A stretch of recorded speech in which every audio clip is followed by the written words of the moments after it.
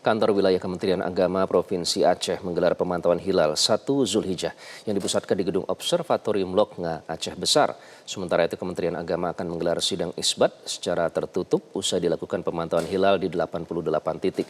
Untuk mengetahui informasi selengkapnya kita langsung bergabung bersama Al-Hadi Habibi langsung dari Aceh Besar Aceh, Satrio Adi dari Observatorium Astronomi Sunan Ampel Surabaya Jawa Timur, dan Randi Alfaras dari Kantor Kementerian Agama Jakarta. Kita ke Al-Hadi terlebih dahulu. Al-Hadi, bagaimana dengan pemantauan di Aceh? Apakah sudah ada tanda-tanda hilal terlihat di sana, Al-Hadi? Ya, Iqbal dan pemirsa, memang untuk pemantauan hilal 1 Zulhijjah 1447 Hijriah untuk penentuan Idul Adha 1447 Hijriah ini yang dipusatkan di Gedung Observatorium Tengku Ciputa Karang, Loknga Aceh Besar, yang dilakukan oleh tim falakiyah dari Kantor Wilayah Kementerian Agama. Ini saat ini proses pemantauan hilal di Observatorium Ciputa Karang, Loknga Aceh Besar ini memang sudah mulai dilakukan.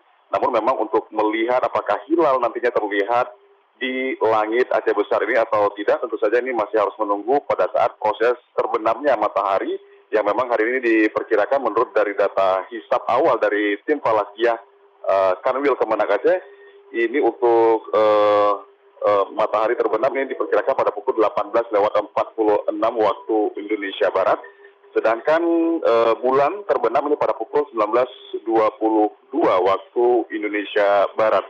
Dan meskipun matahari ataupun juga bulan ini baru terbenam nanti pada saat maghrib, namun untuk kondisi hilal di Aceh ini kalau dilihat dari data yang dirilis oleh Kemenak Aceh ini menyebutkan bahwa memang saat ini posisi hilal di Aceh ketinggian ini juga sangat mendukung, di mana ketinggian hilal di Aceh ini berada di 6,78 derajat dengan elongasi 10,62 derajat. Dengan kriteria posisi hilal yang cukup tinggi termasuk juga elongasi yang cukup tinggi, seharusnya memang hilal ini bisa sangat terlihat di Aceh.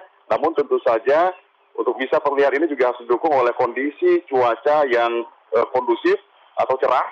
Dan saat ini kondisi cuaca di Observatorium Loknga Aceh Besar ini dalam kondisi berawan yang bisa dikatakan juga cukup tebal, sehingga ini belum bisa dipastikan apakah hilal di Aceh Besar ini bisa terlihat dengan cukup jelas atau tidak.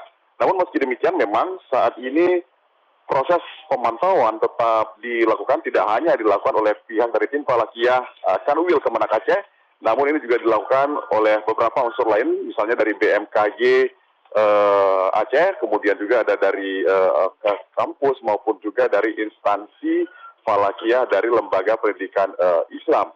Dan saat ini dari pantauan kami memang ini beberapa kalangan dari masyarakat terkait maupun juga dari pihak terkait ini juga sudah mulai berdatangan ke Observatorium Ciputa Karang Loknga Aceh Besar untuk juga turut menyaksikan bersama-sama bagaimana jalannya pemantauan hilal 1 Zulhijjah 1447 Hijriah.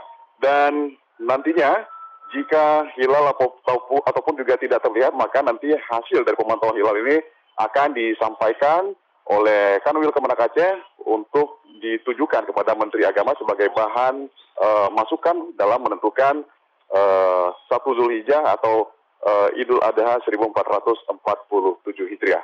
Iqbal. Baik, kita ke Surabaya, Jawa Timur. Satrio, bagaimana pemantauan hilal di sana di Observatorium Sunan Ampel ya? Sejauh ini bagaimana?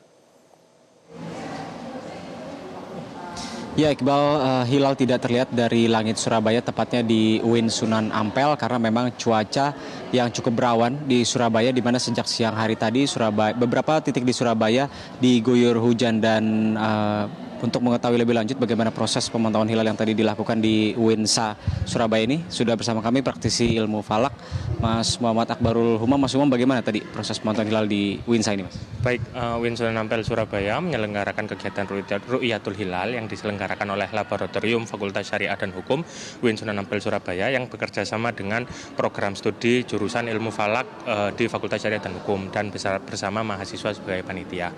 Kami di sini tadi menyelenggarakan kegiatan Ru'yatul hilal semenjak pukul 3 sore dikarenakan kami juga menyelenggarakan kegiatan edukasi kepada masyarakat yang mana peserta edukasi tersebut didatangi oleh dosen, mahasiswa, tenaga pendidik dan masyarakat sekitar yang kurang lebih berjumlah 100 orang dan alhamdulillah bisa kami jadikan sebagai kegiatan edukasi. Adapun alat yang kami gunakan untuk kegiatan Ru'yatul Hilal tadi adalah 2 teodolit, 4 teleskop manual dan 1 teleskop robotik serta adanya 2 binokuler untuk membantu mencari hilal yang ada.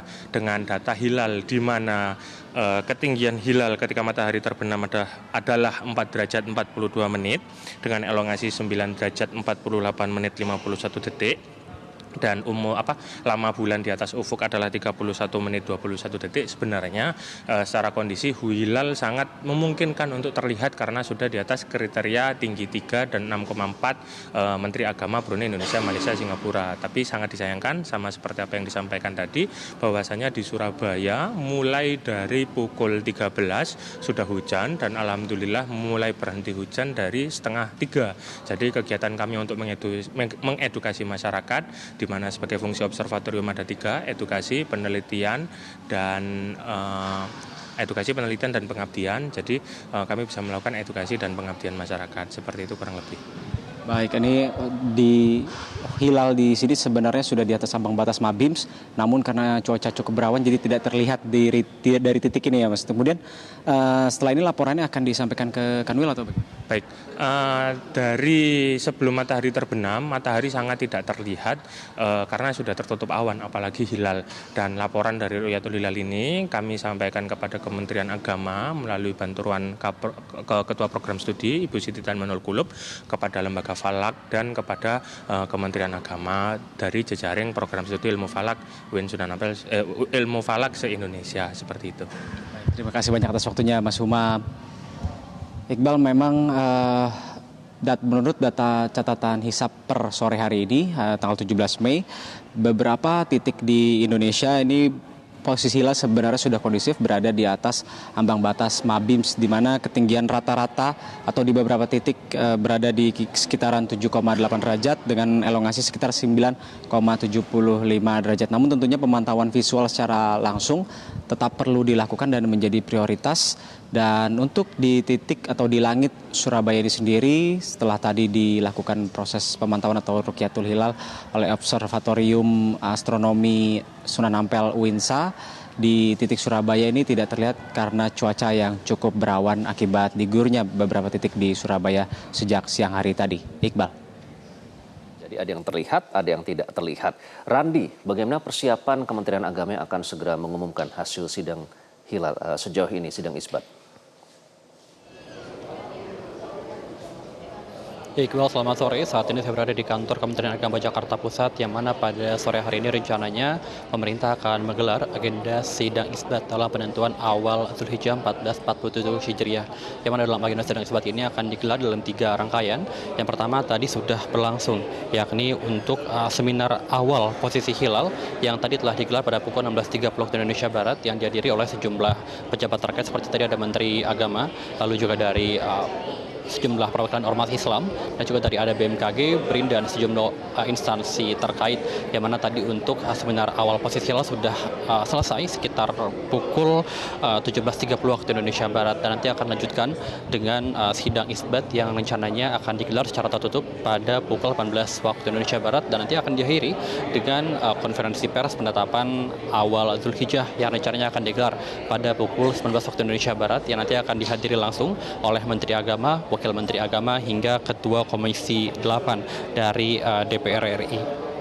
Dan memang untuk penetapan awal Zulhijjah ini menggunakan 2 metode, yakni metode hisab dan juga Ru'yatul Hilal, yang mana tadi telah dilakukan pemantauan hilal di sekitar 88 titik di seluruh Indonesia dari Sabang hingga Merauke. Yang mana untuk di Jakarta sendiri ada sekitar 5 titik yang dilakukan prosesi pemantauan hilal, yakni pertama ada di kantor wilayah Kementerian Agama, lalu di Masjid Raya Hasyim Asy'ari Jakarta Barat, lalu di Pesantren Al Hidayah Pulau Pramuka, hingga di rumah Falak Pondok Labu, yang mana nanti usai dilakukan yang mana nanti dalam sidang isbat ini akan digelar secara tertutup dan akan mempertimbangkan hasil dari pemantauan hilal di seluruh Indonesia nantinya.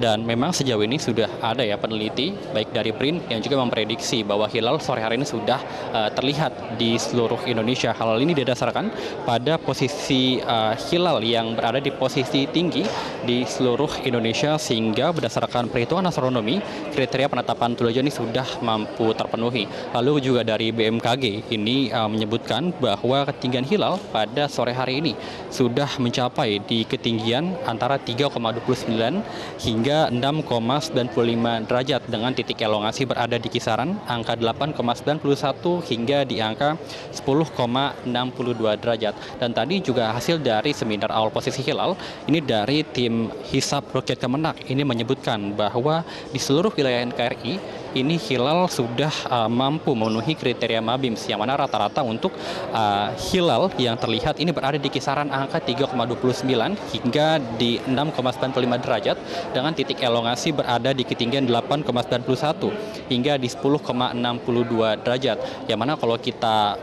sandingkan dengan kriteria Mabims, yang mana hilal dapat dinyatakan terlihat jika berada di ketinggian 3 derajat dengan titik elongasi berada di ketinggian 6,4 derajat, sehingga dari kesimpulan hasil seminar awal tadi sebetulnya hilal sudah terlihat di seluruh Indonesia. Dan tapi nanti hasil tersebut akan dirapatkan dalam sidang isbat yang nanti akan digelar pada pukul 18 waktu Indonesia Barat. Dan kami nanti akan segera menginformasikan lagi kembali kepada Anda bagaimana jalannya sidang isbat dan hasil dari penetapan awal Dzulhijjah 1447 Hijriah. Demikian Iqbal, kembali ke Anda di studio. Baik, terima kasih Randi Alfaras, Satrio Adi, dan Al-Hadi Habibi melaporkan. Jelajahi cara baru mendapatkan informasi. Download Metro TV Extend sekarang.